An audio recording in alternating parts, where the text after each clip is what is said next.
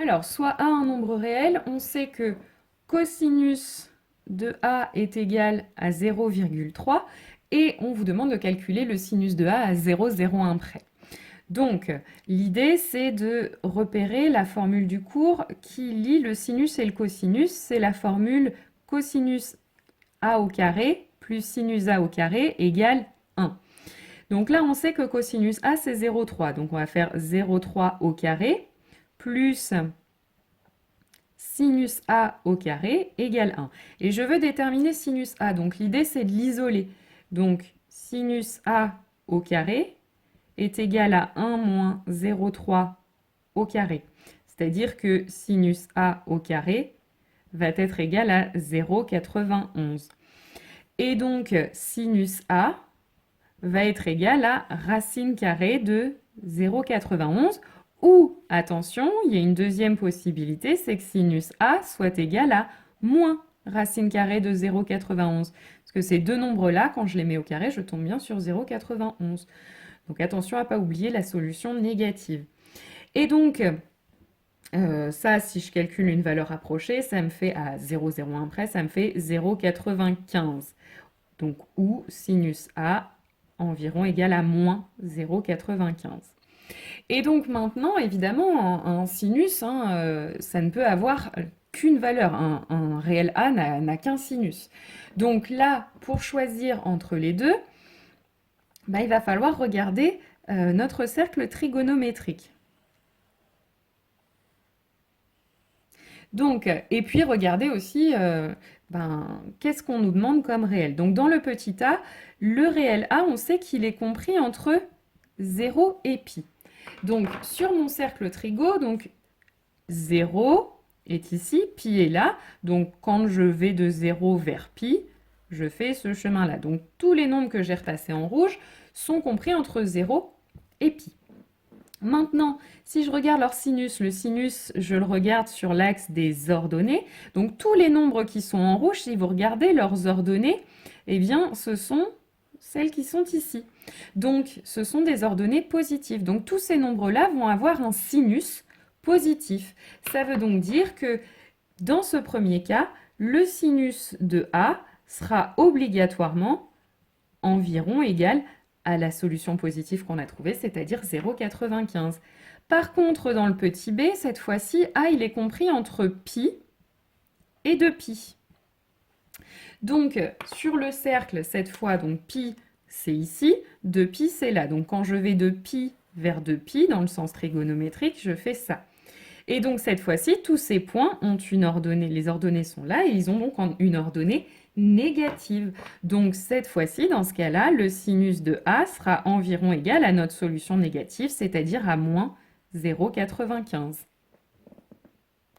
Alors dans l'exercice 48, c'est exactement le même principe. On vous dit que cosinus de x est égal à 0,8 et que votre x est compris entre 3pi sur 2 et 2pi.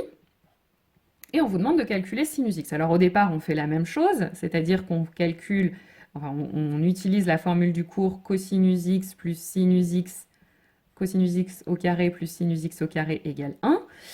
On sait que cosinus x est égal à 0,8, donc je le remplace. Et ensuite, j'isole mon sinus x au carré. Donc ça va me donner 1 moins 0,8 au carré. 1 moins 0,8 au carré, ça va nous donner 0,36. Ça veut donc dire que sinus x est égal à racine carrée de 0,36 ou il peut être aussi égal à moins racine carrée de 0,36. Donc, racine carrée de 0,36, ça tombe juste, ça fait 0,6. Donc, soit le sinus x est égal à 0,6, soit le sinus x est égal à moins 0,6. Alors, pour choisir entre les deux, même principe que tout à l'heure, j'utilise mon cercle trigonométrique. Et donc là, je sais que mon x est compris entre 3pi sur 2 et 2pi. 3pi sur 2, donc on se rappelle, pi sur 2, c'est ici. Donc 2pi sur 2, c'est là. Et 3pi sur 2, ce sera donc ici. 2π, c'est là, donc quand je vais de 3π sur 2 vers 2π, en fait, je parcours ce morceau de cercle. Et donc ce morceau de cercle, même chose, hein, le sinus se regarde toujours sur l'axe des ordonnées, et donc les points qui sont en rouge ont une ordonnée qui sera donc négative. Et donc le sinus du x qu'on cherche, ce sera donc moins 0,6. Alors, donc à partir de l'encadrement connu de sinus x et cosinus x, déterminer un encadrement des nombres suivants. Alors, les encadrements qu'on connaît dans le cours, on sait que sinus x est compris entre moins 1 et 1, et c'est la même chose pour cosinus x. Je sais qu'il est compris entre moins 1 et 1. Donc, maintenant, du coup, pour déterminer un encadrement de 3 sinus x, en fait, qu'est-ce que je fais? J'ai juste multiplié mon sinus x par 3. Donc si je fais pareil à moins 1 et à 1, j'en déduis que 3 sinus x est compris entre moins 1 fois 3, moins 3, et 1 fois 3, 3. Donc 3 sinus x est compris entre moins 3 et 3. Maintenant, petit b, cette fois-ci, j'additionne cosinus x plus sinus x. Donc, si je fais la même chose, en fait, l'idée, c'est d'additionner moins 1 plus moins 1. Et la même chose, 1 plus 1. Donc, finalement, cosinus x plus sinus x va être compris entre moins 2 et 2. Et enfin, pour la dernière question, le dernier nombre, cette fois-ci, il faut encadrer sinus x moins 4 cosinus x. Donc je vais le faire en deux étapes. D'abord, je vais encadrer moins 4 cosinus x. Donc c'est la même chose que tout à l'heure. L'idée, c'est de prendre cette inégalité, cet encadrement, et tout multiplier par moins 4. Alors attention, quand on multiplie par un nombre négatif, les signes se retournent, l'ordre se retourne.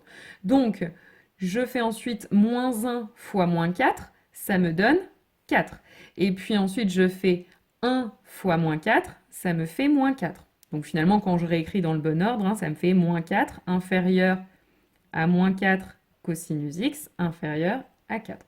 Voilà, moins 4 cosinus x est compris entre moins 4 et 4. Et puis ensuite, on a, je le rappelle, hein, sinus x qui est compris entre moins 1 et 1. Donc finalement, quand j'additionne ces deux choses-là, ça me donne sinus x moins 4 cosinus x est compris entre moins 4 plus moins 1, donc moins 4 moins 1, et 4 plus 1. Donc finalement, sinus x moins 4 cosinus x est compris entre moins 5 et 5. Alors, pour finir exercice 53, on vous demande de tracer le cercle trigonométrique, c'est fait, puis marquer les points associés au réel x tels que cosinus x est égal à 0,25. Donc je vous rappelle, cosinus x, ça se place sur l'axe des abscisses, et on veut cosinus x égale 0,25. Donc 0,25, c'est un quart finalement. Donc je vous rappelle, ici, vous avez 1 en abscisse, donc à la moitié, vous avez 0,5, et si vous recoupez en deux, vous avez 0,25. Donc voilà, cosinus 0,25, c'est à cette abscisse-là. Et donc les points du cercle qui correspondent, finalement, il y en a deux, celui-là et celui-là. Ces deux points-là ont pour abscisse 0,25, donc ont un cosinus qui vaut 0,25. Et puis enfin, on vous demande colorer en rouge l'ensemble des points du cercle trigonométrique associés au réel, tels que cosinus x est supérieur ou égal à 0,25. Donc les cosinus supérieurs à 0,25, ils sont là. D'accord? Donc les points du cercle qui correspondent, finalement, c'est ceux qui sont ici.